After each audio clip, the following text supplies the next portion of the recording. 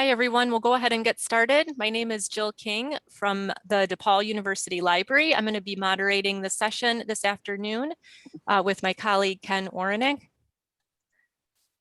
I will go ahead and introduce our presenters for today and let them take over and get started. This afternoon's session is titled Unpacking Lateral Reading Through Practice and Reflection, Articulating Metacognitive Strategies of Critical Source Evaluation. And our presenters are Andrea Baer, History and Political Science Librarian at Rowan University, and Dan Kipnis, Life Sciences Librarian at Rowan University. Welcome and thanks. Thank you so much, Jill, and good morning, good afternoon, good evening, everyone. I'm Dan Kipnis, and just a few housekeeping items. The session today is being recorded, and we will be doing a hands-on exercise together as a group. When we get to that portion of our presentation, we will pause the recording so that everyone feels comfortable in participating, and then we'll reactivate the recording when we return to our presentation after we're done with the hands-on exercise. As well, we're having a little windstorm here today. So I'm going to go ahead and deactivate my camera, but I wanted to wish you all greetings and hello, so you can see kind of what I look like. And I hopefully will conserve some bandwidth as we continue, and I won't be kicked off today. So let me go ahead and just stop the video there. As well, you'll see there a copy of our slides that are made available, so feel free to grab a copy of those if you'd like to follow along. And let's dive right in. So our session overview today is going to go ahead and start with a lateral reading overview for evaluating online sources. And then specifically, we're going to introduce you to a tutorial that we've developed to help our students with learning how to do lateral reading. Andrea will go ahead and talk a little bit about decoding the disciplines model. As well, we're going to move then and transition to this kind of evaluation exercise, this hands-on exercise, which we'll explain in a few moments. And we hope to leave plenty of time for reflection and discussion. And please do use the chat to kind of share your thoughts and your ideas as we proceed with our presentation today. Here are learning outcomes today. They include becoming familiar with lateral reading as an approach to online source evaluation, becoming familiar with decoding the disciplines model for instruction planning. Some of these terms also include things like cognitive modeling or cognitive apprenticeship that you may have heard of. And then we'll transition to this exercise where we're going to hopefully be able to identify some explicit and implicit thinking that apply when doing evaluating of online sources to help with kind of teaching strategies and maybe think about some of the common challenges that students encounter when evaluating online sources. And hopefully we'll be able to share among ourselves through the chat and through the exercise, developing some maybe teaching strategies for dealing with stumbling blocks that students encounter when they are dealing with lateral reading. So a little bit of overview on lateral reading. And what we thought we would do here is we would begin with a simple poll to get an idea as to kind of the experience among all of you today. So if you don't mind, maybe using your phone is probably the best technique, and going out to mentimeter.com. And we just have two quick questions that I'm going to go ahead and activate, and I'll make those polls available to you. So here's the very first question, and if someone could be kind enough to just copy the code for the participants in the chat, that would be great. I'll grab it, Dan. Thanks, Andrea. That code, if you're on your phone, you'll input it at the top of menti.com there. And if you want to just let us know what is your current knowledge of lateral reading, and I'll give everyone a few moments here to cast their votes.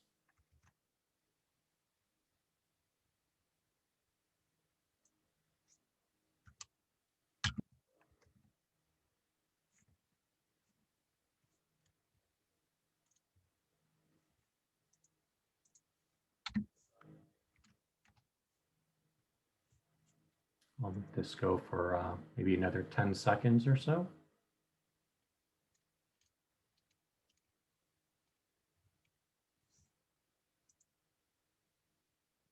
Okay, looks like by a slim margin, most of you consider yourselves novices, and the rest of you fall in the skilled group, and we have 2 expert librarians within our midst. So wonderful to see that there's a wide range of expertise here. And let's go to the next question here. What experience do you have with teaching lateral reading?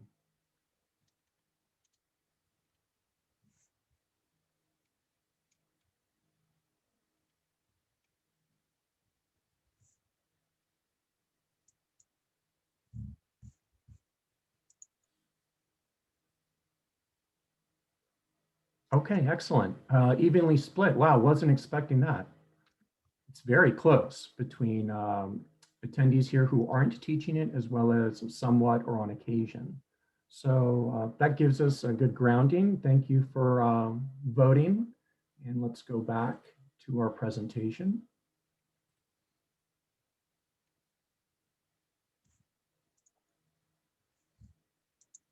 Wonderful.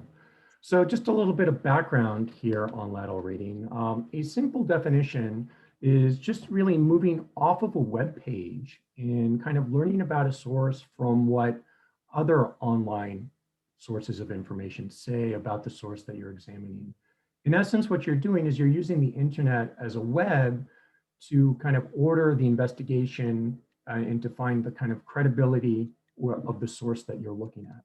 And our friends over at CORE and Stanford History Education Group have created a series of wonderful videos, and we've got many of these videos in our bibliography.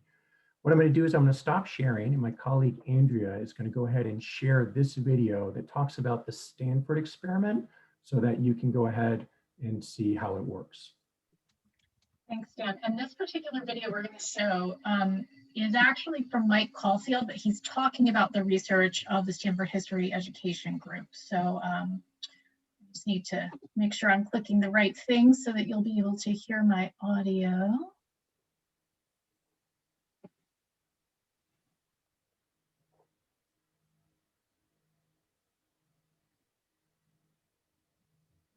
The lovely things about Zoom, how it makes things inaccessible to you. Here we go.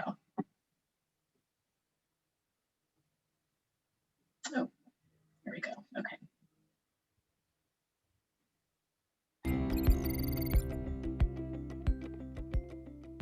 So I want to show you 2 websites.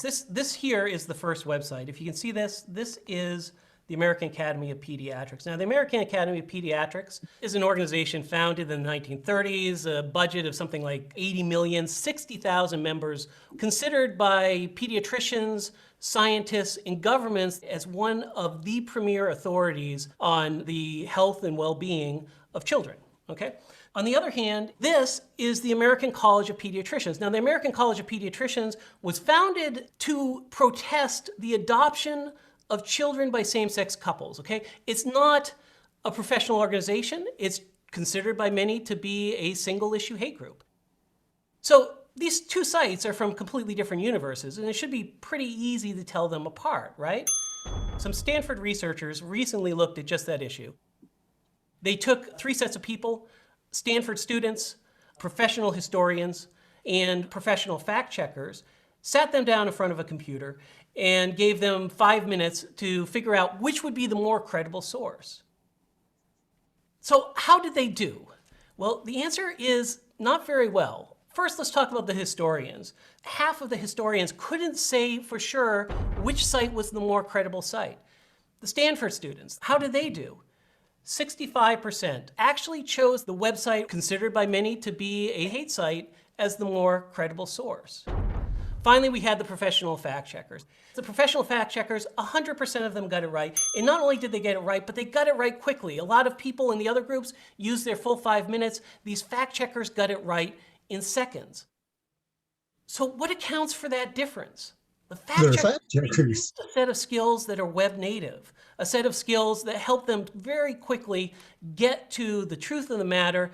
I want to show you how to use those skills, and that's what we're going to start to do in the next video.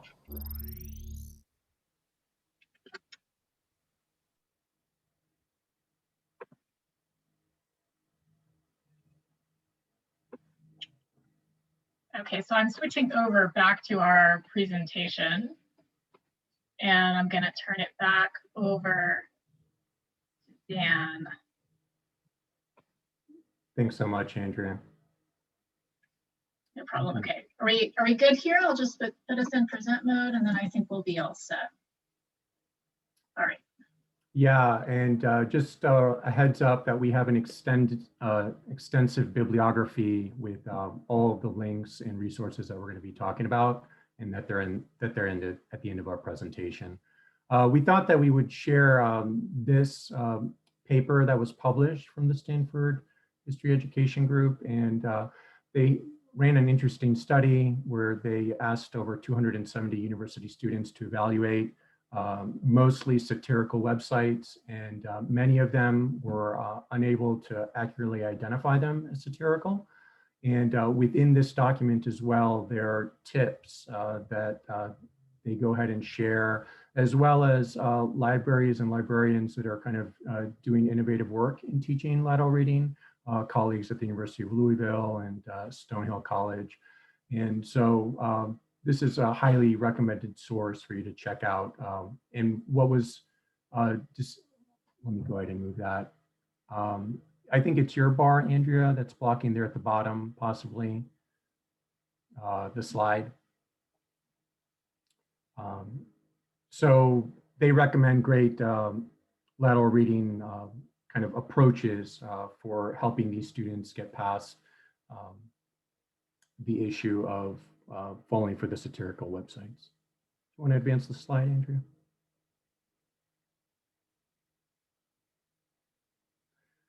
So many of you have heard of Mike Caulfield. If not, he's the one who's developed the SIFT model. The S standing for stop. Do you know anything about the source? The I is to investigate the source. What do we know about the creator, the expertise of that creator and their agenda? And then we have the find trusted coverage. It's to compare sources across many different places. And then the last one is to trace back kind of to the original source. To what we're doing here is we're recontextualizing the claims that one is finding on the web. So now what we'll do is we'll quickly transition and we'll say a few words about the tutorial that we've developed, which is an asynchronous tutorial that builds upon many of the tools that have been developed from Mike Caulfield, as well as the folks at the Stanford History Education Group. And it's built kind of on a scaffolding model. We have the students do a pre-assessment. We model our behavior in doing an analysis of certain websites. And then we ask them to revisit and take a look at minimumwage.com and give us their opinion as to kind of the credibility of the website. And many of the students continue to use many of the same kind of characteristics in evaluating sites, including things like aesthetics, domains. And so what we've discovered is our tutorial has shown some improvement in the students and how they're evaluating the sources. We've had probably roughly 200 students do it so far. So we're going to start taking a look at that data in depth soon enough and calculating whether the tutorial had an impact. But what we're seeing right now is that there has been a modicum of improvement with evaluating online sources. And for those of you that don't know anything about our institution, Rowan is located in Glassboro, New Jersey. We're a recently classified R2 institution, and we have 3 campuses. 2 of those campuses house 2 medical campuses, an allopathic and an osteopathic campus. So now I'll hand it over to Andrea and she'll continue. Thanks, Dan. Can everybody hear me okay? Yes. I have, whenever I share a screen, I have a little bit of difficulty monitoring chat and things like that. So Dan and Jill, please feel free to shout out if I'm missing anything that's in the chat there. Okay, all right, so our goals for this workshop. So Dan mentioned that we want to do some interactive things here today. And he was also talking about our tutorial and how we're noticing that we're seeing students strengthening their abilities in evaluating online sources, but we're also seeing some places where they're experiencing challenges. So we're developing a second tutorial that focuses on what we're calling mental moves, as well as critical questions that can guide critical lateral reading. And when I talk about critical lateral reading, that means bringing together not just the surface move of going off of a website to find other coverage, but also bringing critical thinking, asking critical questions as you are looking for other sources that can help you be more informed about the source that you're evaluating.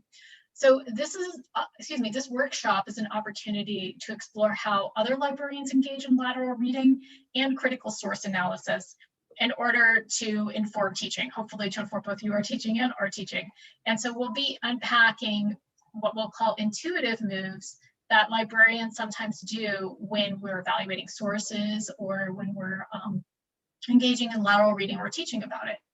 And we'll be thinking more intentionally about the implicit moves and metacognition involved in lateral reading. So some of you may be familiar with the Decoding the Disciplines model. This comes out of work at Indiana University by several folks there, Joan Middendorf and Lisa Schopkow and David Pace are among people who've been most involved in that work. So Decoding the Disciplines is basically a model for planning instruction. And it is founded on the idea that experts in an area often do things intuitively. So they have certain implicit knowledge and ways of thinking that they don't always recognize as what they're doing because it's just become automatic. And so when these folks go to then teach students, they sometimes don't realize that they need to unpack certain things, that they need to make their disciplinary ways of knowing, thinking, doing more explicit to students. And so the Decoding the Disciplines model is a way to try to unpack that and then to provide students with more opportunities to engage in the kind of disciplinary thinking or practices that those experts do.